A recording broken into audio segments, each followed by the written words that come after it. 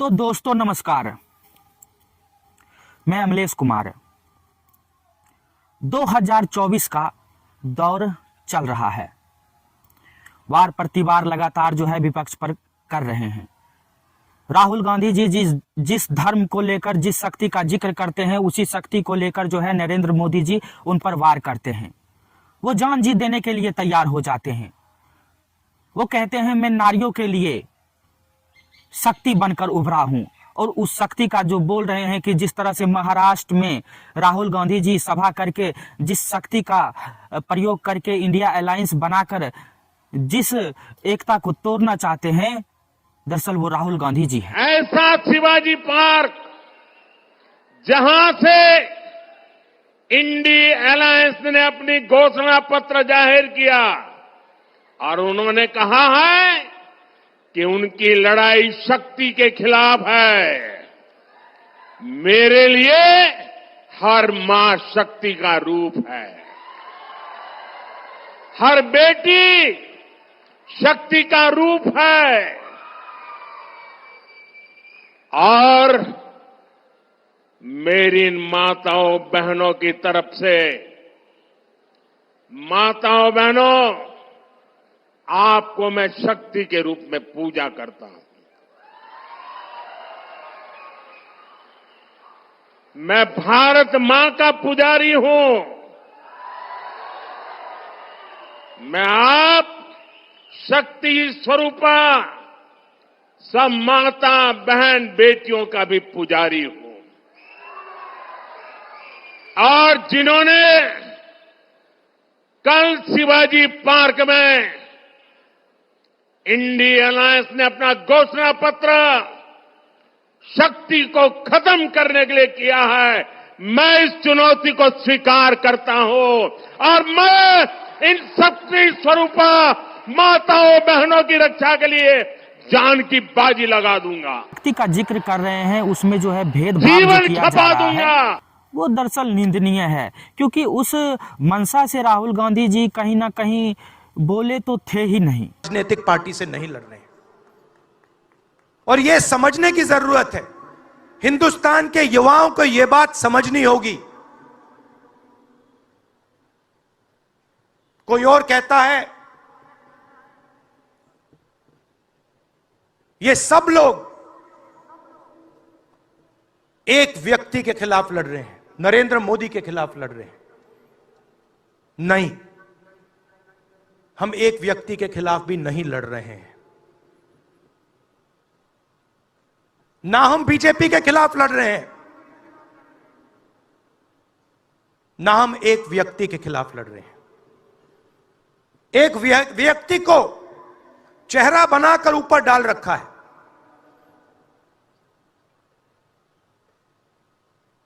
हिंदू धर्म में शक्ति शब्द होता है। हम शक्ति से लड़ रहे हैं, एक शक्ति से लड़ रहे हैं। अब सवाल उठता है वो शक्ति क्या है? जैसे किसी ने यहां कहा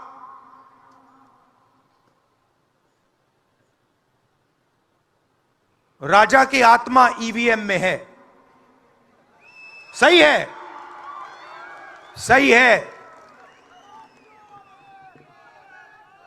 राजा की आत्मा ईवीएम में है।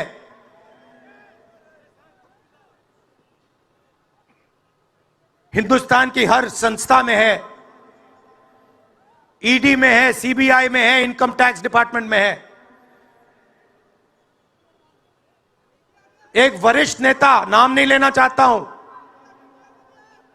इसी प्रदेश के एक वरिष्ठ नेता कांग्रेस पार्टी को छोड़ते हैं और रो के कहते हैं, मेरी मां से रो के कहते हैं कि सोनिया जी मुझे शर्म आ रही है, मेरे में इन लोगों से, इस शक्ति से लड़ने की हिम्मत नहीं है, मैं जेल नहीं जाना चाहता हूं। और ये एक नहीं है, ऐसे हजारों लोग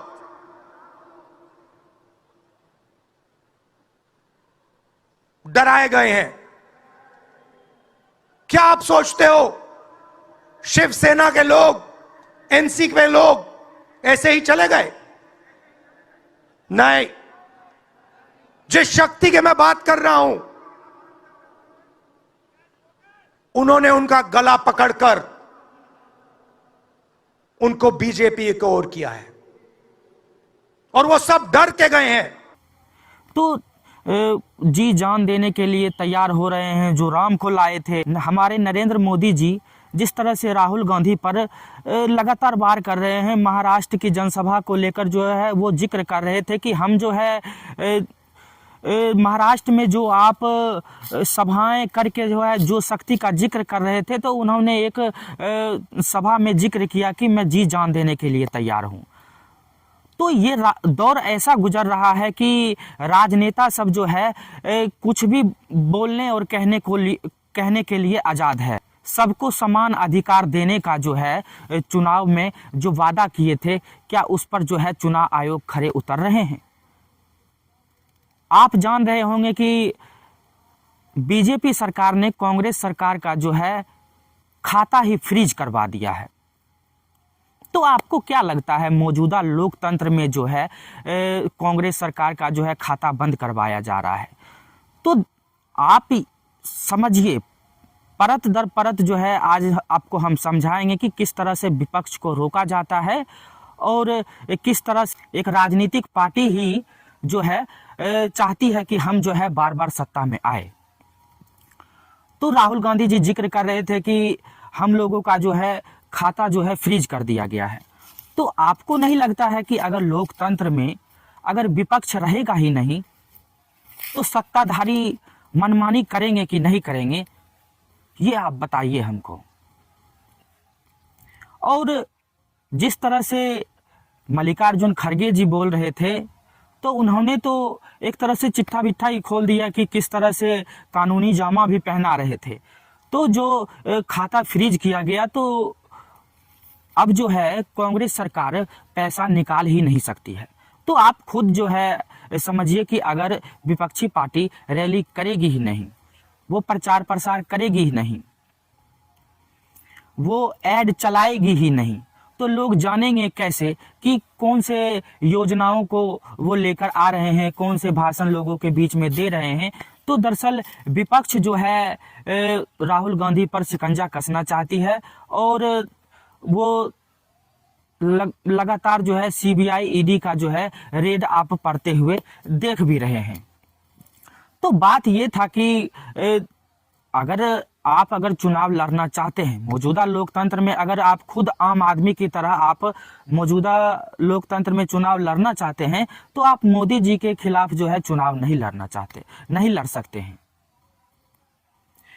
अगर आप चुनाव लड़ते हैं तो आपका खाता जो है बंद करवा दिया जाएगा, क्योंकि जब विपक्ष के सबसे बड़े पार्टी जो है जब उसका खाता बंद करवाया जा सकता है, तो आपका क्यों नहीं करवाया जा सकता है? तो क्या ये विपक्षियों का खाता बंद करवा देना और जिस तरह से इनकम टैक्स का सफाई देना कि 30 दिन के लेट के कारण जो है हमने 125 करोड़ का जो है जुर्माना वसूला है आपसे और लगातार जो है सफाई दे रहे हैं, तो क्या इन बातों पर यकीन कर सकते हैं जिस तरह से इनकम टैक्स जो है अपना सफाया दे रही है? और क्या ये चुनावी लोकतंत्र ऐसा ही एक राजनीतिक मैदान तैयार हो रहा है जिसमें ये मान लिया जाए कि इस 2024 के चुनावी लोकतंत्र में सिर्फ एक ही पार्टी है और इस पार्टी का जो है कोई तोड़ नहीं है? बीजेपी का जो है कोई तोड़ नहीं है। बीजेपी का तोड़ ना कांग्रेस के पास है और ना किसी अन्य दल के पास है।